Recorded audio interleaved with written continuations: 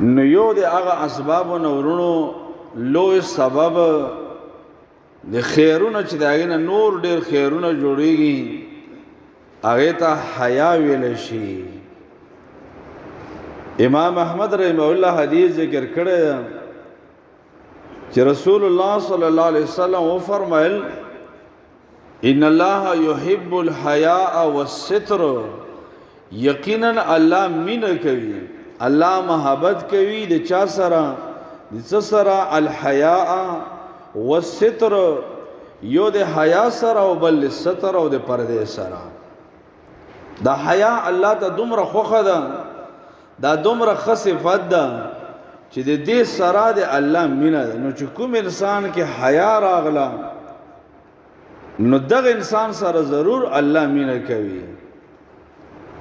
او حیا ویلی شي دې ته پښتو کې مونږ معنا دا کوو دی انسان کې دی الله نه حیا راشي، د الله قدر او محبت په زړه کې دومره راشي، د الله عظمت دومره په زړه کې راشي چې د هغې د وجې نه بیا حیا شروع کړي.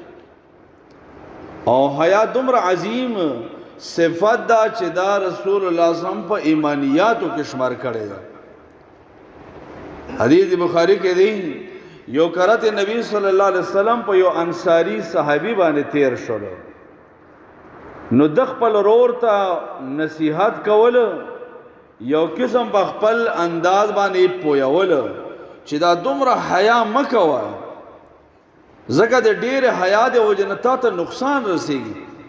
ته دومره زیات حیا نه کې چې خلک د تا د حیا نه الټه فایده اخلي او تا ته نقصان ورسېږي. دومره زیات حیا مه کوه.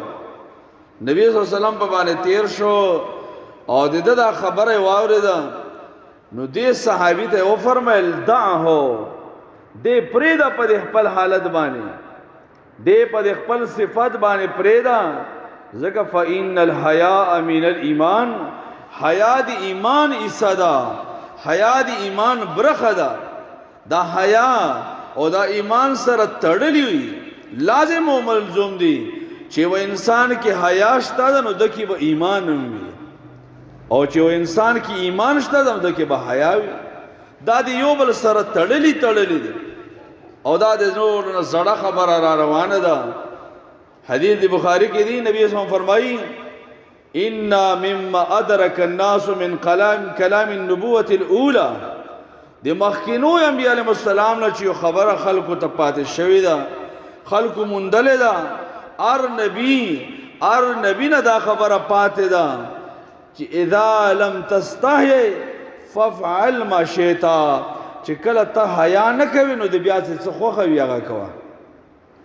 چې انسان نه حیا لاړله هر ګناه بیا دته اسانېږي، هر بد عمل ته اسانېږي، هر بد عملی او فحاشي دته بیا اسانه ده، ځکه حیا پکې نشته.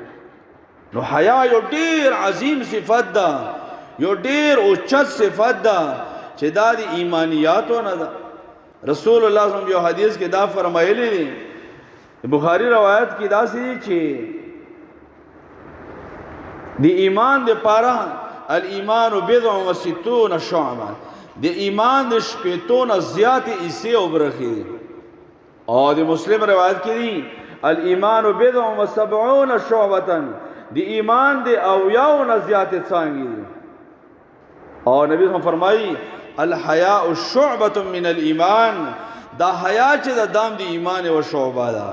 یو روایت کې دی اعلاها کلمۃ لا اله الا الله، د ټول نه اوچت څانګه، اوچت شاخ، اوچت رکن د ایمان چې دا هغه کلمه د لا اله الا الله د توحید کلمه ده.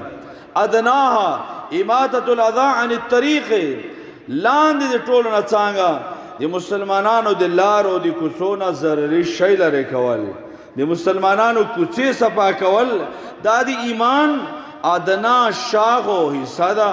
اور رسول الله فرمایل الحیاء شعبة من الایمان، ایمانم د ایمان یو شعبه، حیام د ایمان یو شعبه ده.